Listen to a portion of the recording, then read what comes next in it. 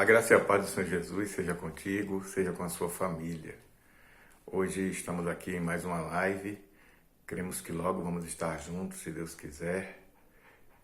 Há um decreto municipal que limita as nossas reuniões e nós nos submetemos às autoridades constituídas. Mas isso não impede que estejamos ministrando a palavra aqui pela internet, graças a Deus, esse mecanismo que existe.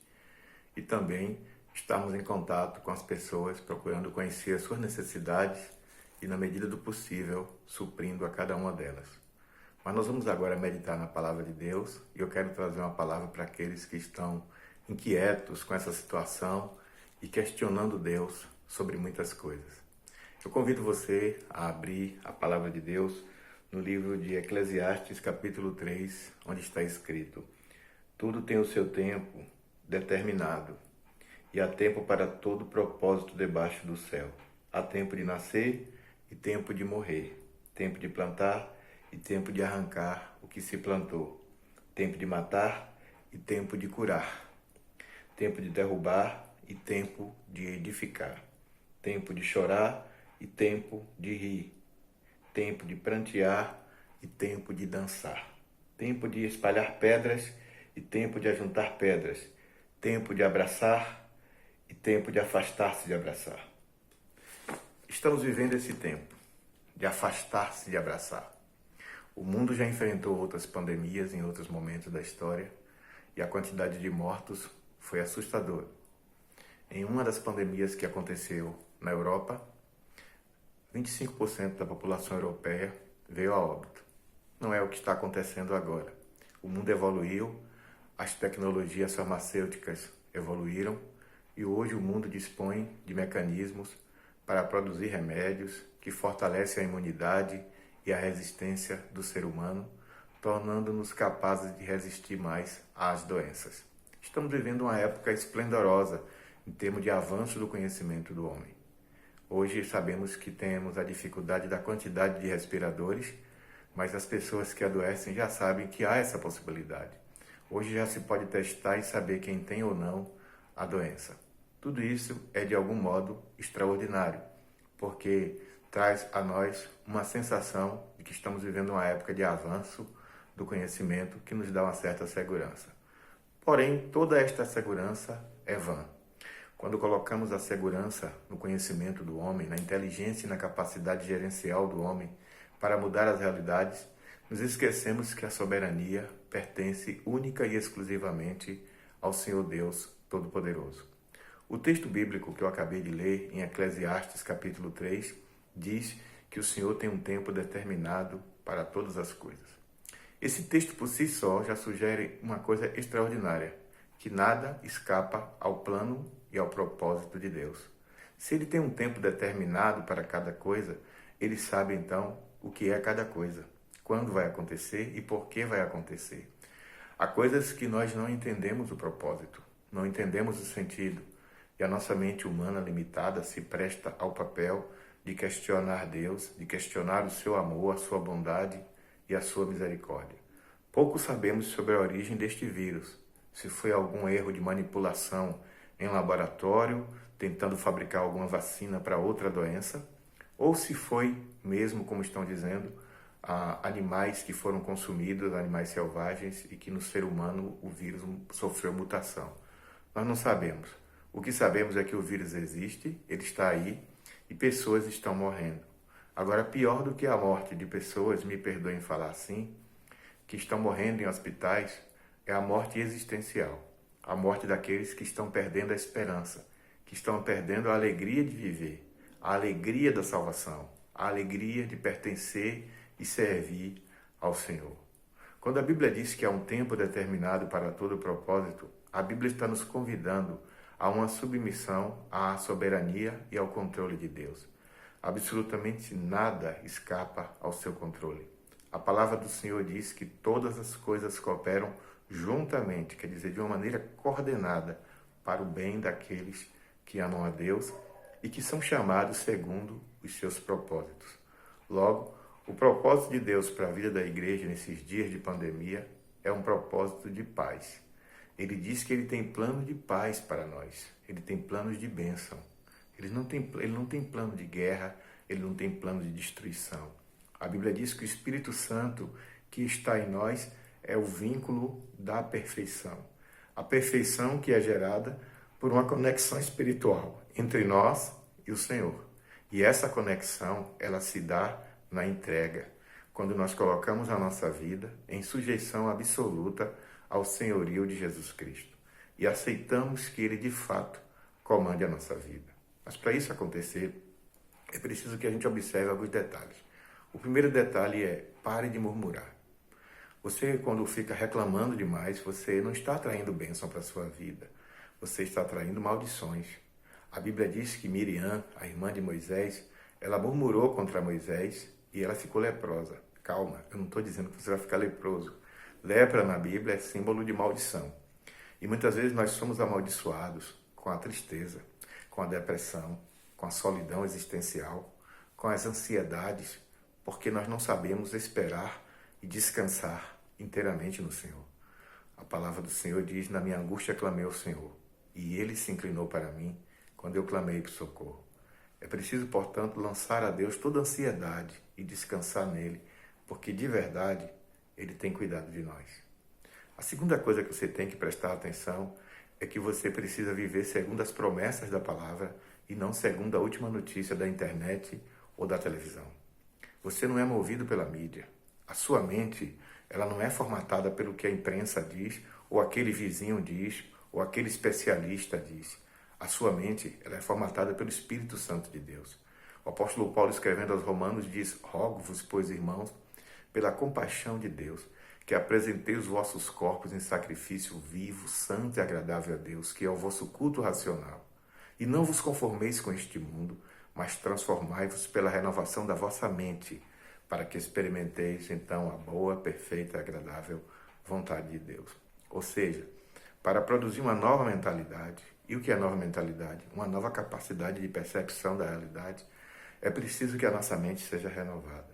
E a sua mente pode ser renovada pelo Espírito. A terceira coisa que está em conexão com essa é que você precisa exercitar a piedade.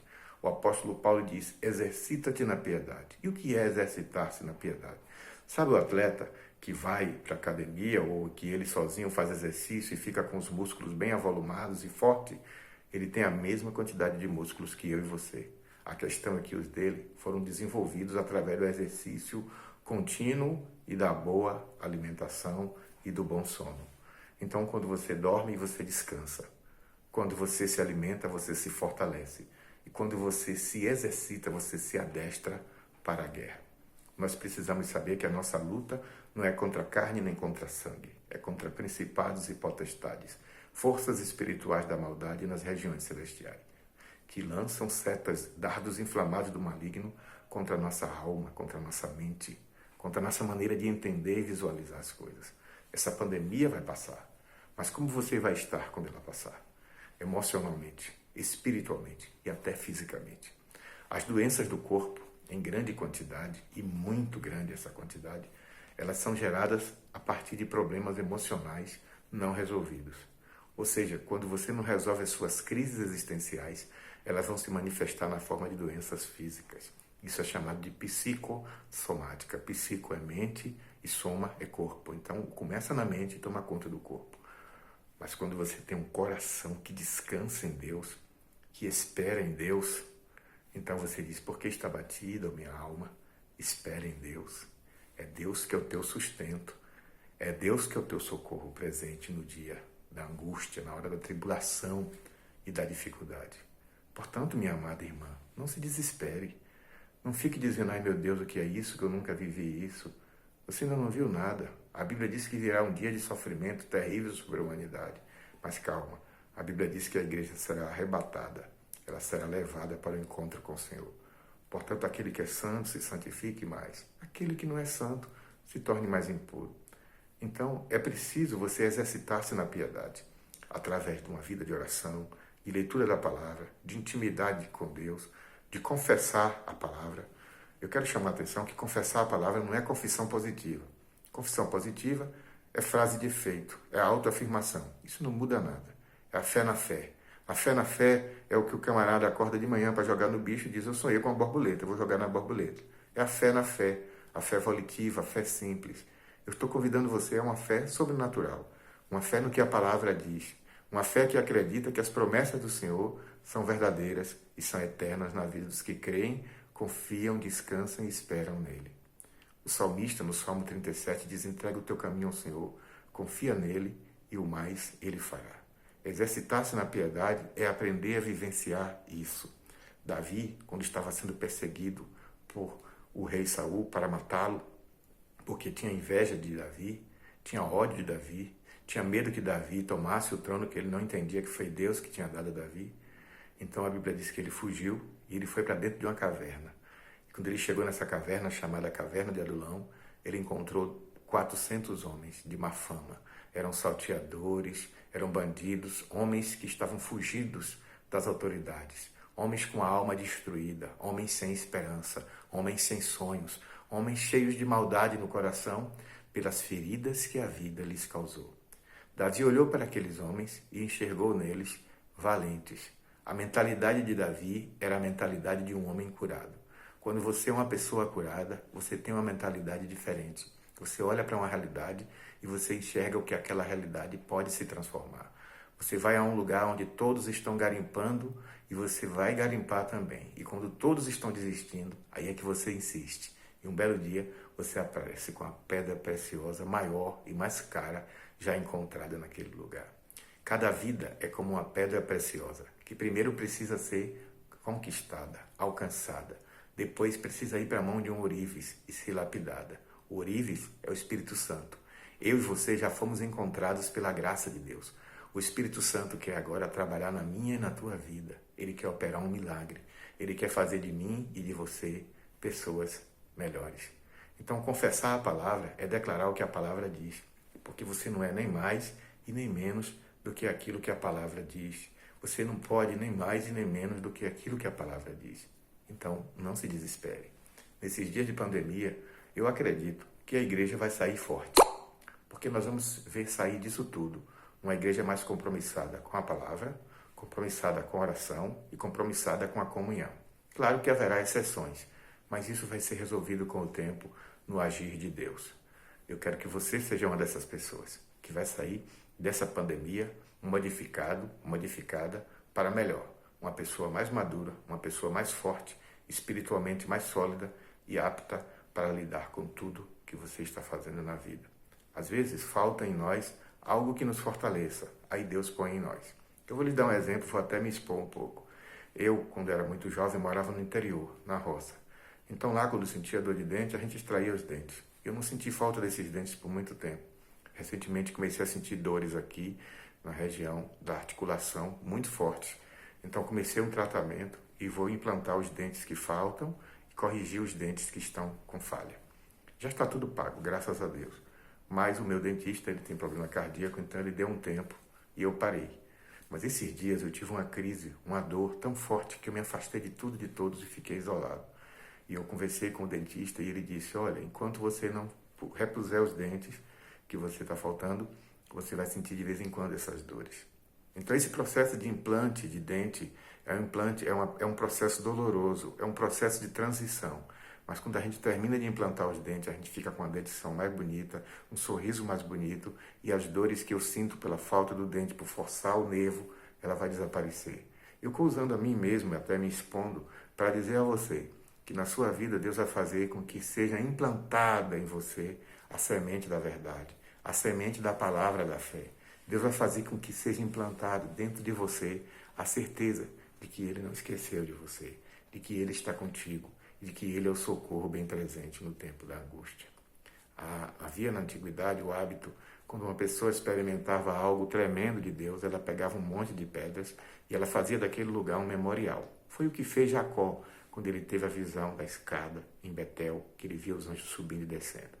E havia uma tradição entre os povos da antiguidade, que eu não sei se ainda perdura até hoje, que quando alguém via um monumento com pedras amontoadas, ele não tocava, porque aquilo era sagrado. Não importava a religião de quem fez. O que importava é que ele não tocava no monumento do outro para que o outro também não tocasse no seu. Deus quer erguer em você um monumento de fé. Deus quer que o mundo olhe para você e diga assim: olha ali aquele servo, olha ali aquela serva, olha que exemplo de fé. Passa por tantas tribulações e dificuldades, mas não se abala. Você é como o monte de Sião, meu irmão. Está ouvindo, minha irmã? Você é como o monte de Sião, que não se abala, mas permanece para sempre. Seja firme, sempre abundante na obra do Senhor, sabendo